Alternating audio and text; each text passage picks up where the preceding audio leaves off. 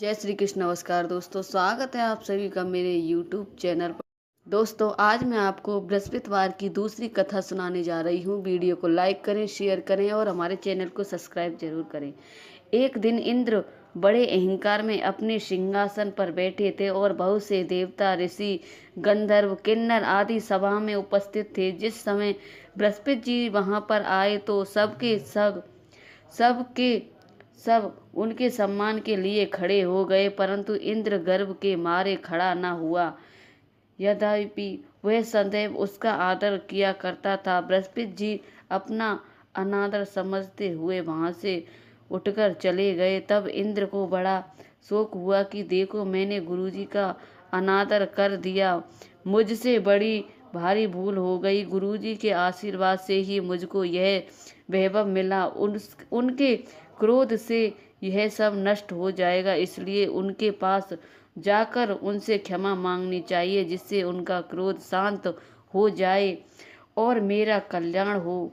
ऐसा विचार कर इंद्र उनके स्थान पर गए। जब बृहस्पति ने अपने योग बल से यह जान लिया कि इंद्र क्षमा मांगने के लिए यहाँ आ रहा है, तभी क्रोधवश उससे भेंट करना उचित न समझकर वे अंतर्ध्यान हो गए। जब इंद्र ने बृहस्पति जी को घर में न देखा, तब निराश होकर लौट आए। तब दैत्यों के राजा वृषवर्मा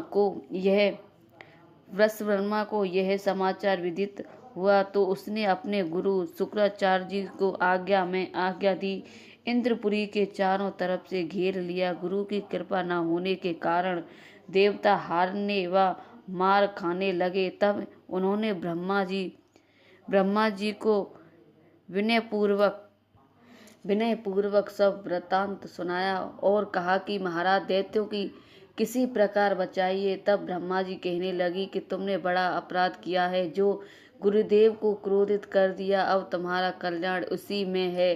हो सकता है कि त्रवष्टा ब्राह्मण का पुत्र विश्वरूपा बड़ा तेजस्वी और ज्ञानी है, उसे अपना पुरोहित बनाओ तो तुम्हारा कल्याण हो सकता है। यह वचन सुनते ही इंद्र त्रिवष्टा के पास गए और बड़े विनीत भाव से त्रिवष्टा से कहने लगे कि आप हमारे पुरोहित बनने की कृपा करें, जिससे हमारा कल्याण हो। तब त्रिवष्टा ने उत्तर दिया कि पुरोहित बनने से तपोबल घट जाता है, परंतु तुम बहुत विनीत करते हो, इसलिए मेरा पुत्र विश्वरूपा पुरोहित बनकर तुम्हारी रक्षा करेगा।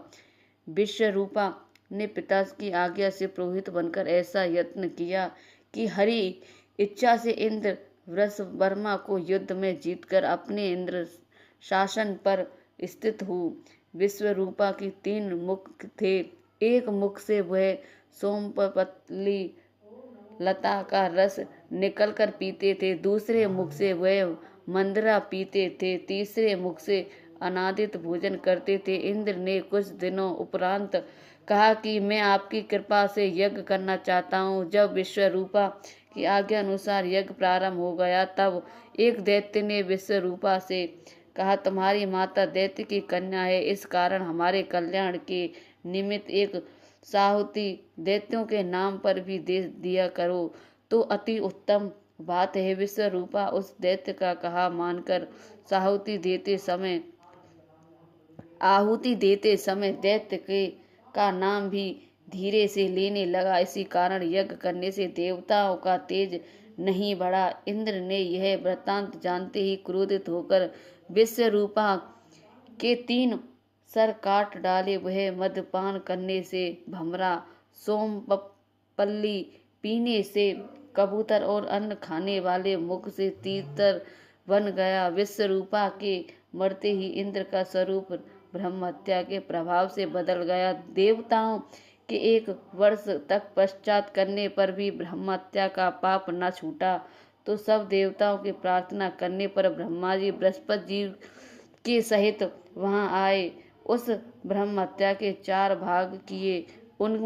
उनमें से एक भाग पृथ्वी को दिया। इसी कारण कहीं कहीं धरती ऊंची नीची और बीज बोने के लायक भी नहीं होती। साथ ही ब्रह्मा जी ने यह वरदान दिया, जहाँ पृथ्वी में गड्ढा होगा, कुछ समय पाकर स्वयं भर जाएगा। दूसरा, वृक्षों को दिया जिससे उनमें से गोद बनकर बहता है। इस कारण गूगल के अस्तित्व सब गोद अशुद्ध समझ जाते हैं। वृक्षों को यह वरदान भी दिया कि ऊपर से सूख जाने पर जड़ फिर फूट जाएगी। तीसरा भाग स्त्रियों को दिया, इसी कारण स्त्रियां हर महीने रजस्वला होकर पहले दिन चाल डालनी, दूसरे दिन ब्रह्म हत्यानी, तीसरे दिन धोबिन के समान रहकर चौथे दिन शुद्ध होती है और संतान प्राप्ति का उनको वरदान दिया। चौथा भाग जल को दिया जिससे फेन और शिवाल आदि जल के ऊपर आ जाते हैं। जल को यह